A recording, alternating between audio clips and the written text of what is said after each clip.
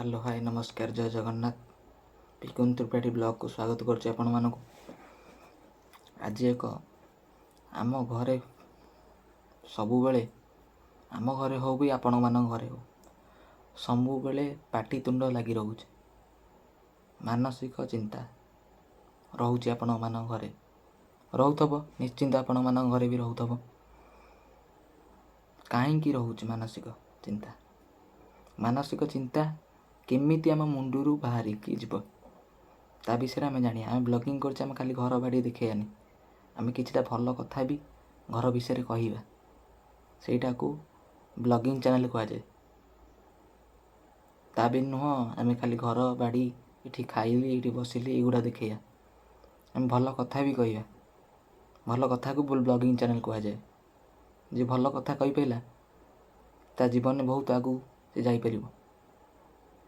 तेणु आम समस्त घरे भी पाटितुंड होउची आम घरे भी आपण मान घरे भी होतबो सेतिपई केमिति से ताकू समाधान करिया तार गोटे बाट आपन गोटे भल सर्ट रे आपण मानक बुझौची आपण मान ठीक बुझी परिबे। गोटे छोट कहानीटे कहूँ आपन गोटे गुरु जड़े गुरु दी जन शिष्य थे गुरु पाखे गुरु पाखु ज्ञान आहरण करते कला फल जड़े शिष्य भल पढ़ुला आउ जड़े शिष्यर एत ज्ञान नाला तथापि सी चेष्टा करुला कला भितर एमती वर्षे बीतीगला 2 वर्ष बीतीगला। गुरु दिने कहले अरे 2 जन शिष्य तुम बहुत ज्ञान आहरण करिया टाइम सरीगला एबे तुम समय आसीगला तुम्हें केमिति आगू को जीव आउ अलगा गुरुंक पाखुरु किछि शिक्षा ग्रहण करिवो प्लस मते भी आसिकी किछि शिखेइबो तांको ठारु।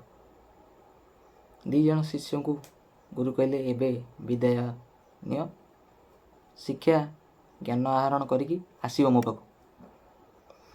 शिष्य 2 जन पळैले जे पाठ चाटे ज्ञान अधिका सी तार गला शिक्षा ज्ञान आहरण करिया जार टिके पाठ कम से एमती जाए ज्ञान आहरण करे सब गुड़ाए शुणी आसे कि 4 मास बीतीगला 4 मास पर से गुरुंक पाखु आसी पहुँचला किए जी अल्प ज्ञान जी आहरण करे से आसी पहुँचला।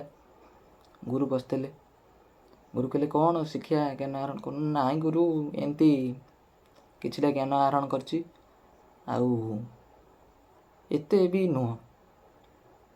आर शिष्यटी आउ फेरिनी जी अधिका ज्ञान आहरण करथिला से फेरिनी। गुरु कहले आउ तू कौन ज्ञान आहरण करछु ना गुरु कहबी केतबेले मिलले कहबी किछिटा तो एतले किछि जाननी आपण तो जानछन मो विषय से दिन कथा मु कहूची आपण मानकु। गुरु कहले आउ मो देहटा कहीं आज भल लगुनी आ टिके मु विश्राम करी मो गोड़ा हाथ टिके माने जेंती हम घरे मुड़ी दौचे सेंती टिके मुड़ा कषा करदेबु।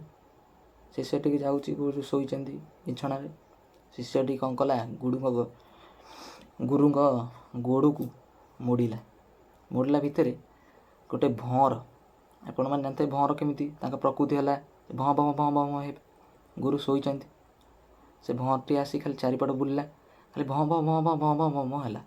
गुरु विरक्ति होगले कहले शिष्य कहले तू गोटे बसचु गोटा मोड़ुचु गुरु तो शोईचंदी तू जापारनु मो निद्रारे बाधा होची तू टिके ताकू कौन कर ना ताकू टिके हुड़े दे।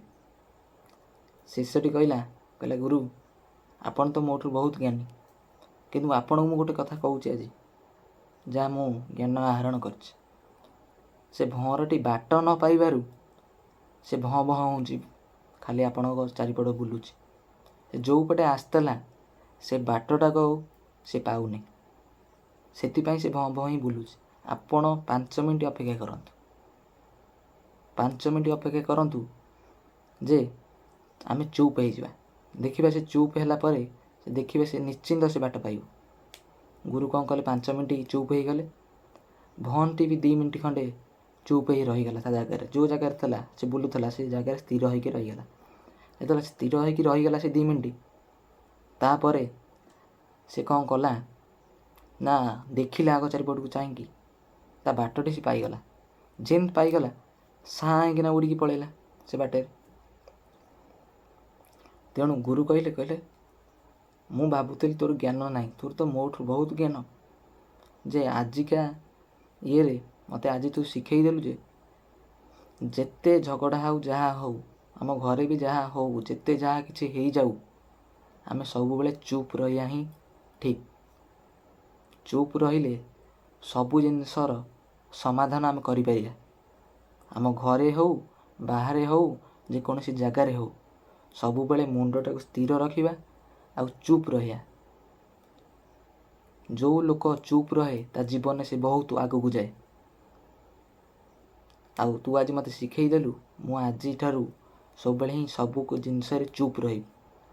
ଚୁପ୍ ରହିଲେ ହିଁ ମୁଁ ସବୁ ଜିନିଷର ସମାଧାନ କରିପାରିବି। ଆଉ ଆଜିର ବ୍ଲଗ୍ଟି ହିଁ ଛୋଟ ବ୍ଲଗ୍ଟି ହିଁ କରିଥିଲି ମୁଁ ଆଜି। ଆଉ ଆପଣମାନଙ୍କୁ ଆଜି ଗୋଟେ ଶିଖେଇଲି ଯେ ଘରେ ଯଦି କିଏ ବି ହାଉ ହାଉ ହେଉଛି ତା ସାଙ୍ଗରେ ଆପଣମାନେ ବେଶୀ ପାଟି କରନ୍ତୁନି। ଆପଣମାନେ ଚୁପ୍ ହେଇଗଲେ ସେ ଅଟୋମେଟିକ୍ 2 ମିନିଟ୍ ପାଟି କରିବ, ତାପରେ ଚୁପ୍ ହେଇଯିବ। ଯେକୌଣସି ବି ଲୋକ ହୁଅନ୍ତୁ 2-4 ମିନିଟ୍ ପାଟି କରିବ, ଚୁପ୍ ହେଇଯିବ। ଯଦି ଆପଣ ସାଙ୍ଗରେ ରାଉ ରାଉ ହେବେ କଥା ବଢ଼ିବ, ବହୁତ ଆଡ଼କୁ ଯିବ। ତେଣୁ ଆପଣ ସବୁବେଳେ ହିଁ ମୁଁ ଯେଉଁ ପଦକି କହିଲି ବୁଝେଇଲି, ଆପଣମାନେ ସବୁବେଳେ ଚୁପ୍ ରହିବା ଶିଖନ୍ତୁ। ଚୁପ୍ ରହିବା ଶିଖିଲେ ଆପଣ ବହୁତ କିଛି ଜାଣିପାରିବେ। ଆଉ ମୁଁ ତ ସେମିତି ଘର ବାଡ଼ି ଦେଖାଇ ପାରୁନି, କିନ୍ତୁ ଏମିତି ଆମ କଥା କିଛି ଘର ବିଷୟରେ ଭଲ ଭଲ କଥା ମୁଁ ଆପଣମାନଙ୍କୁ କହିବି, ଡେଲିକା ଡେଲି କହିବି। ଆଉ ଆପଣମାନେ ଟିକେ ଲାଇକ୍, ସେୟାର, ସବସ୍କ୍ରାଇବ୍ କରନ୍ତୁ। ଆଉ ବେଲ୍ ଆଇକନ୍କୁ ଟିକେ ସମସ୍ତେ ଦବାନ୍ତୁ। ଦବେଇଲେ ମୋତେ ଆଉ ଟିକେ ଭଲ ଭଲ ଭିଡ଼ିଓ ଆଣିବାକୁ ମୋତେ ଭଲ ଲାଗିବ। ଆଉ ଆପଣମାନଙ୍କୁ ଯଦି କଥାଟା ଭଲ ଲାଗୁଛି ତାହେଲେ କମେଣ୍ଟ ବକ୍ସରେ ମେସେଜ୍ କରି କୁହନ୍ତୁ, ନିଶ୍ଚିନ୍ତ କୁହନ୍ତୁ। ଆଜି ପାଇଁ ରହିଲି, ଜୟ ଜଗନ୍ନାଥ।